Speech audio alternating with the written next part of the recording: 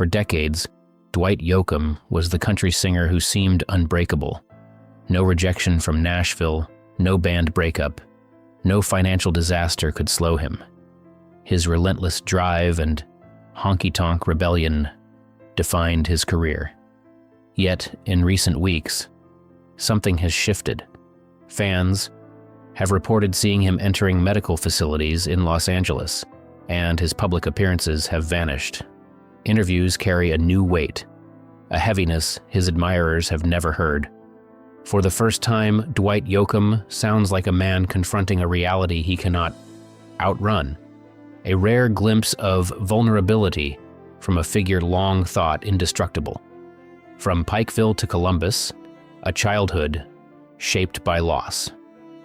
Dwight Yoakam was born on October the 23rd, 1956, in Pikeville, Kentucky, into a world defined by coal dust, poverty, and constant struggle. When local mines closed, his family, like many others, moved north.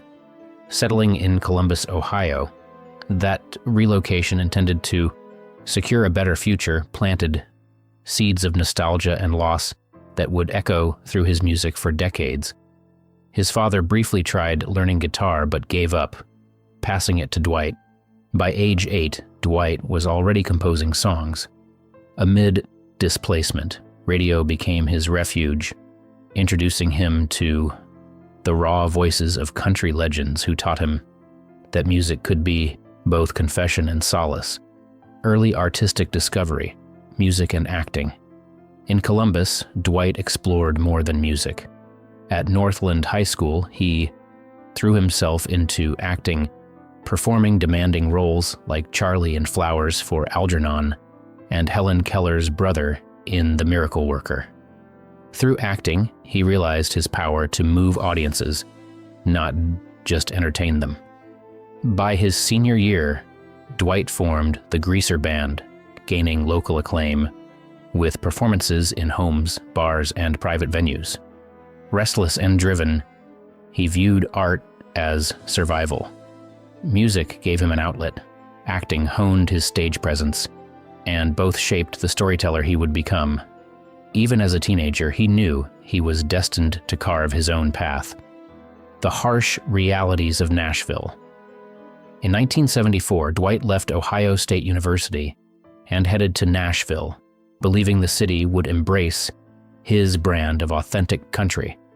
Instead, he encountered an industry obsessed with Polish, crossover appeal, and commercial safety.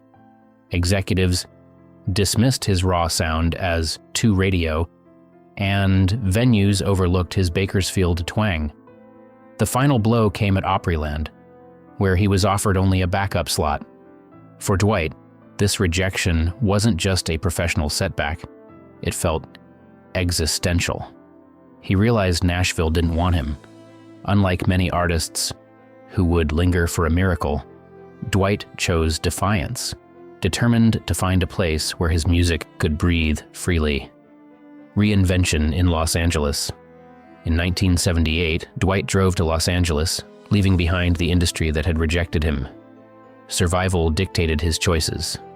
By day, he worked loading docks and folded clothes in department stores. By night, he sought any stage willing to host him. Punk clubs like Madame Wong's, the Hong Kong Cafe, and Al's Bar became his proving grounds. Among outsiders and misfits, he discovered acceptance. Los Angeles rewarded authenticity, not conformity, and Dwight thrived in that environment.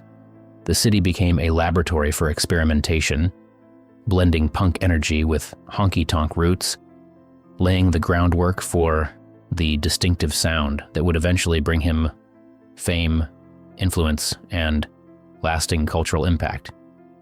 Triumphs amid personal struggles. Though his professional life flourished, Dwight faced personal challenges, including an illness he has kept private.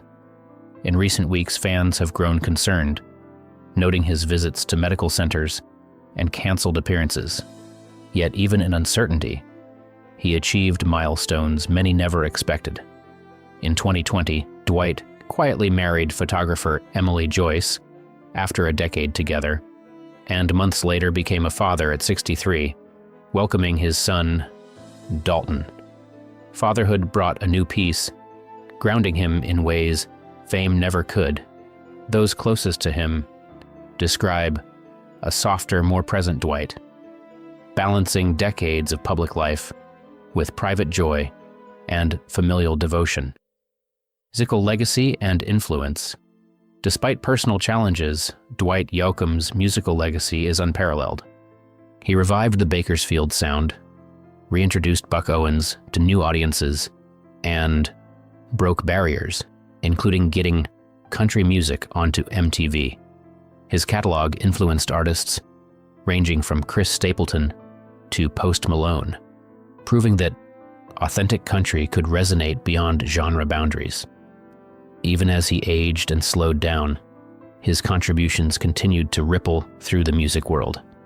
Honky Tonk, once considered niche, regained cultural significance thanks to his relentless pursuit of honesty in songwriting.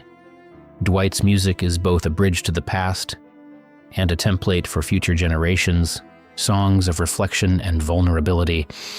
Recent songs written after Dalton's birth reveal a new side of Dwight. Tracks like I Don't Know How to Say Goodbye are tender, reflective, and deeply human. They explore time, fragility, and letting go, emotions rarely voiced in his earlier, more defiant work. Fans hear not a man planning a comeback, but a man confronting life's inevitable truths. This music resonates precisely because it is honest. Through melody and lyric, Dwight communicates the universal human experience: loss, joy, love, and mortality. For admirers, it offers both comfort and a reminder of his enduring artistry, now infused with wisdom and introspection. Balancing fame and privacy. Dwight has long been fiercely private, shielding his family from media scrutiny. As headlines focus on his health and canceled appearances, this privacy becomes a protective shield rather than a mystery. While fans may speculate, Dwight's priority remains his loved ones and personal peace. This choice underscores a lifelong theme: control over his own story. From the early struggles in Nashville to the reinvention in Los Angeles, Dwight has always navigated the music world on his own terms, proving that personal integrity and artistic authenticity matter more than fame or public validation. Resilience in the face of uncertainty. Even as concerns mount, Dwight's story is ultimately one of resilience. Time may have caught up with him physically, but his impact remains unstoppable. He has challenged industry norms, defied trends, and built a career that refused compromise. His life demonstrates the value of perseverance, authenticity, and creative courage. Fans, too, are reminded that even legends are human, vulnerable, and capable of change. Dwight's journey shows that greatness is not just measured in awards or chart-topping hits, but in the ability to stay true to oneself amid rejection, uncertainty, and the passage of time. A legacy secured. Whatever comes next, Dwight Yoakam's place in country music history is secure. His voice, his songs, and his uncompromising spirit will endure. Generations will continue to draw inspiration from his artistry, rebellion, and resilience. Fatherhood, love, and creative freedom have added dimensions to his life that fame alone could never provide.